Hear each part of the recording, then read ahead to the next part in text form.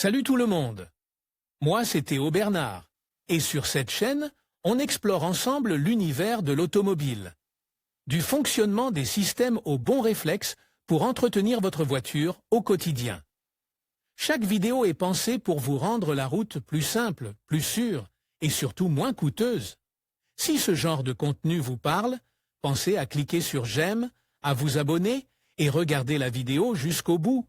Les infos les plus utiles sont souvent à la fin. Si vous vous demandez souvent ce qui est le plus avantageux pour vous, l'achat ou le leasing, vous devez analyser les avantages et les principales différences entre les deux options. Vous pourrez ainsi choisir la meilleure option en fonction de vos besoins et de vos exigences professionnelles ou personnelles. Vous trouverez ci-dessous tout ce qu'il faut savoir sur l'achat ou le leasing de votre prochaine voiture.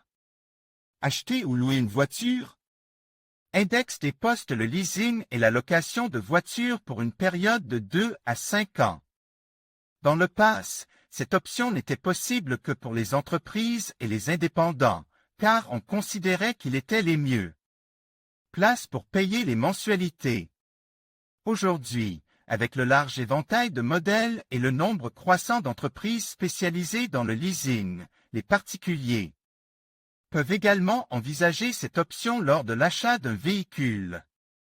En acceptant le contrat établi par l'agence, on accepte l'engagement de paiement, la durée et le kilométrage maximum autorisé par an. Outre la location du véhicule, le leasing couvre également les frais liés à l'assurance, aux pannes sur la route et aux services mécaniques.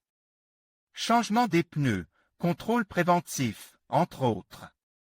En revanche, l'achat du véhicule ne comprend pas l'assurance ni les frais liés à la réparation d'une panne imprévue. Lors de l'achat, nous choisirons la voiture de notre choix et nous pourrons y apporter des modifications, telles qu'une reprogrammation mécanique ou le changement du système de sonorisation ou du toit. Avec le leasing, ce n'est pas possible, car les finitions de l'unité attribuée doivent rester les mêmes jusqu'à la livraison finale du véhicule. Les meilleures offres des sociétés de location. Obtenez une nouvelle voiture pour la première fois avec notre leasing Kia Stonic 1 Andj 0. TGDI MEV Business à partir de 306 € au mois et TVA incluse. Plus d'infos Nissan Qashqai DIGT 103 kW, MHEV 12 VN Connecta à partir de 357 € au mois et TTC. Plus d'infos Kia Niro 1.6 HEV Concepta. Partir de 372 € au mois et TTC. Plus d'infos Principales différences entre l'achat et le leasing. Pour décider quelle option répond le mieux à vos besoins, il est important d'analyser les deux possibilités. Découvrez les principales différences entre l'achat et le leasing de voitures pour les particuliers. La principale différence est que lorsque vous achetez une voiture, vous en êtes immédiatement propriétaire, alors qu'avec le leasing, vous payez mois par mois jusqu'à la fin du contrat. Il est également vrai que le leasing vous permet d'acheter la voiture une fois que tous les paiements ont été effectués, mais c'est une décision que vous pouvez prendre ou non. En choisissant le leasing, la plupart des coûts sont couverts. Lors de l'achat de la voiture, l'assurance et toutes les autres formalités administratives, telles que la taxe d'immatriculation et la gestion des amendes, doivent être payées séparément. Le leasing ne couvre pas les frais de carburant ni les pannes résultant d'une mauvaise utilisation de la voiture.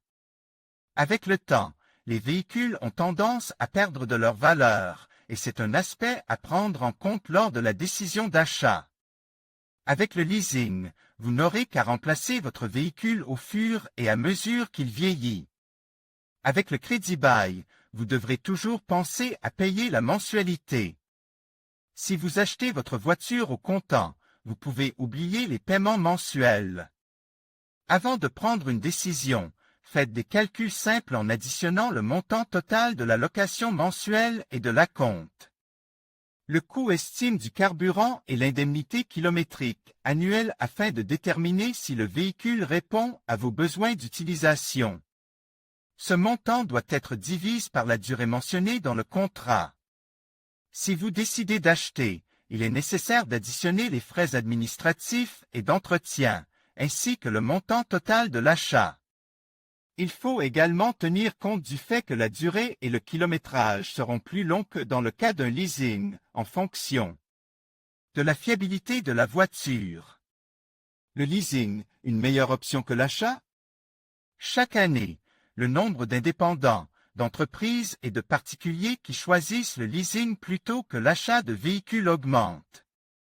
Pour preuve, la sécurité des voitures immatriculées en leasing reçoit 82% des 5 étoiles des tests de sécurité européens Euro NCAP. L'un des principaux avantages du leasing est qu'il permet d'utiliser des voitures pour la première fois à court terme, ce qui se traduit par une plus grande sécurité, un meilleur confort et une plus grande commodité. En outre, la valeur des versements sera toujours la même, comme le prévoit le contrat. En cas de défaut d'usine, l'agence est tenue d'échanger le véhicule. Les économies sont un autre des avantages évalués par ceux qui préfèrent le leasing. L'achat ne comprend pas seulement la valeur totale du véhicule, mais nécessite également la souscription d'une assurance automobile, le paiement de la TVA mensuelle et le contrôle mécanique périodique, tous à la charge du propriétaire.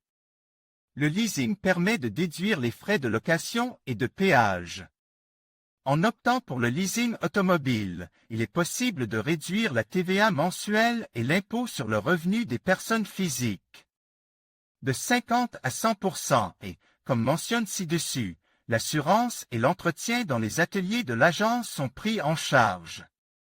La décision dépend des besoins de l'individu et de l'utilisation prévue de la voiture. Dans le cas des indépendants, les avantages fiscaux et économiques peuvent les inciter à opter pour le leasing, tandis que pour ceux qui souhaitent conserver leur véhicule pendant longtemps, l'achat sera la meilleure option. En conclusion, le choix entre l'achat et le leasing dépend de vos besoins personnels et de votre situation financière. Si vous privilégiez la propriété à long terme et que vous êtes prêt à investir, l'achat peut être la meilleure option. En revanche, si vous préférez la flexibilité et un budget prévisible, le leasing pourrait mieux vous convenir. Prenez le temps d'évaluer vos priorités et vos habitudes de conduite pour faire le choix qui vous correspond le mieux. Merci de nous avoir suivis et à bientôt pour d'autres conseils.